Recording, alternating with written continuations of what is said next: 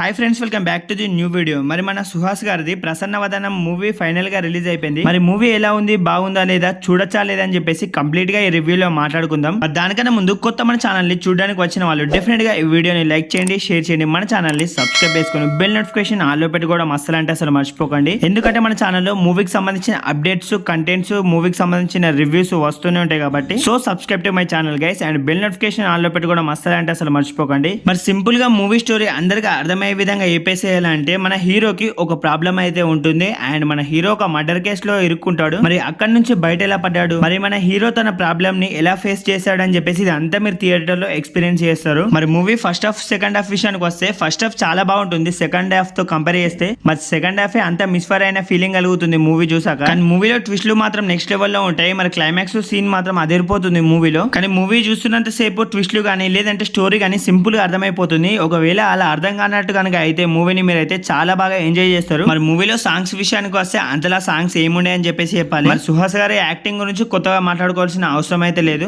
తన యాక్టింగ్ ఎలా చేస్తాడో ప్రతి ఒక్కరికి తెలిసిన విషయమే. హీరోయిన్ యాక్టింగ్ కూడా అయితే బాగానే ఉంటుంది మూవీలో. మరి సుహాస్ గారి స్క్రిప్ట్ సెలెక్షన్స్ గురించి మాట్లాడుకోవాలంటే ఒక్కొక్క మూవీ స్క్రిప్ట్ చాలా డిఫరెంట్ గా ఉంటాయని చెప్పేసి చెప్పాలి. ఈ మూవీ కూడా చాలా డిఫరెంట్ గానే ఉంది కానీ అది ఎగ్జిక్యూషన్ లో చాలా మిస్టేక్స్ అయ్యాయి అని చెప్పేసి చెప్పాలి. మరి ఒక లో బడ్జెట్ మూవీని చూసిన ఫీలింగ్ కలుగుతుంది మూవీ చూస్తుంటే మనకు చాలా చోట్ల. మరి కొన్ని సీన్స్ అయితే చాలా అంటే చాలా పూర్ గా ఉంటాయి అని చెప్పేసి చెప్పాలి. అవి మీకు థియేటర్ లో చూస్తే అర్థం అవుతుంది. మరి ఏదో తీయాలి కదా ఈ సీన్ అని చెప్పేసి తీసారు అన్నట్టు అనిపిస్తుంది కొన్ని సీన్స్ చూస్తుంటే. మరి సుహాస్ గారి మూవీస్ ఏ విధంగా ఉంటాయో మన అందరికి తెలిసిన విషయమే. మరి ఆ మూవీస్ తో ఈ మూవీ కంపేర్ చేస్తే అంతలా అయితే నాకు ఏమనిపించలేదు. ఓకే, జస్ట్ యావరేజ్ పర్లేదు అనిపించింది మూవీ. మరి మూవీలో కామెడీ కూడా అంతలా అయితే పెద్ద అయితే వర్కౌట్ కూడా అయితే కాలేదు. మరి మీకు అయితే ఒక మంచి టైం పాస్ మూవీ చూడాలనుకుంటే డెఫినెట్ గా మీరు అయితే ఈ మూవీని వాచ్ చేయొచ్చు. అంతలా హై ఎక్స్పెక్టేషన్స్ పెట్టుకుని అయితే ముందుగానే చూడకండి, మీరు డెఫినెట్ గా డిసప్పాయింట్ అవుతారు. మరి ముందుగానే స్టోరీ కనుక మీకు మూవీ చూస్తున్నప్పుడు అర్థమైతే ఇంకా ఫుల్ డిసప్పాయింట్ అవుతారు. నాలా అందరికీ అర్థమవుతుంది అని చెప్పేసి లేదు. ఒకవేళ అలా అర్థం కానట్టు కనుక అయితే ఫుల్ అయితే ఎక్సైట్మెంట్ అయితే ఫీల్ అవుతారు. డెఫినెట్ గా థియేటర్ లో వాచ్ చేయాలా లేదా అంటే